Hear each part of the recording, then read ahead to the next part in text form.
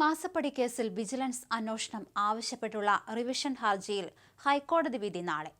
CMRL Exalogic കരാറിൽ vigilance അന്വേഷണം ആവശ്യപ്പെട്ടാണ് ഹർജി.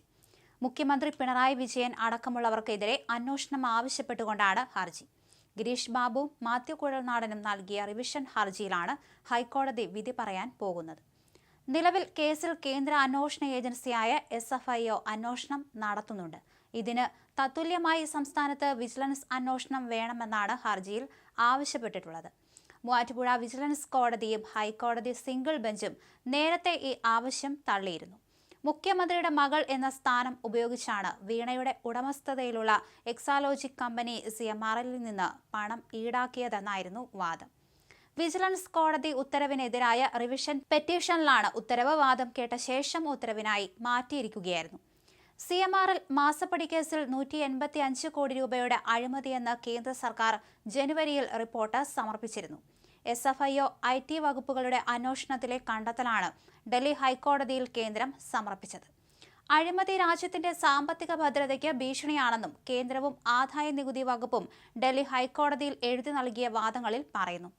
മുഖ്യമന്ത്രി പിണറായി വിജയന്റെ മകൾ വീണയ്ക്ക് Cochin minerals and rutile limited എന്ന കമ്പനിയിൽ നിന്ന് മാസപ്പടി ഇനത്തിൽ 3 വർഷത്തിനിടെ 1.72 കോടി രൂപ നൽകിയെന്നാണ് വിവാദം. ഒരു സേവനവും കിട്ടാതെ തന്നെ കമ്പനി വീണയ്ക്ക് പണം നൽകിയത് പ്രമുഖ വ്യക്തിയുമായുള്ള ബന്ധം കാരണമാണ് എന്ന് ആദായ നികുതി ഇൻട്രീം സെറ്റിൽമെന്റ് ബോർഡ് നേരത്തെ കണ്ടെത്തുകയും ചെയ്തിരുന്നു. ഹർജിക്കാരനായ ഗിരീഷ് ബാബു മരിച്ചിരുന്നു. എന്നാൽ മാത്യു കുഴൽനാടൻ ഹർജിയുമായി മുന്നോട്ടു പോവുകയായിരുന്നു. മുഖ്യമന്ത്രി പിണറായി വിജയൻ, മകളും എക്സാലോജി കമ്പനി ഉടമയുമായ വീണ വിജയൻ എന്നിവരാണ് കേസിലെ എതിർകക്ഷികൾ. CMRL കമ്പനിയും കേസിലെ എതിർകക്ഷികളാണ്.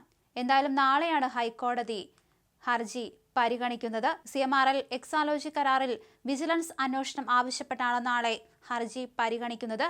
എന്തായാലും ഇപ്പോൾ SFIO അന്വേഷണം നടത്തുന്നുണ്ട്. ഇതിന് തത്തുല്യമായി തന്നെ വിജിലൻസും അന്വേഷണം നടത്തണമെന്നാണ് ഹർജിയിൽ ആവശ്യമുന്നയിച്ചിരിക്കുന്നത്. അതിലാണ് നാളെ വിധി പറയാൻ പോകുന്നത്.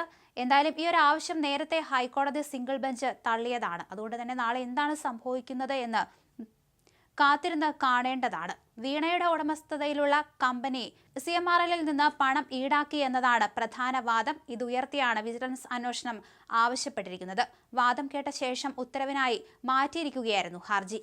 എന്തായാലും ഈ ഒരു കേസിൽ 185 കോടിയുടെ അഴിമതി നടത്തിയെന്നാണ് പ്രധാന ആരോപണം. നാളെ ഉച്ചയ്ക്ക് മുന്നേ തന്നെ ഈ ഒരു കേസിൽ വിധി വരും എന്ന് തന്നെയാണ് കരുതപ്പെടുന്നത്.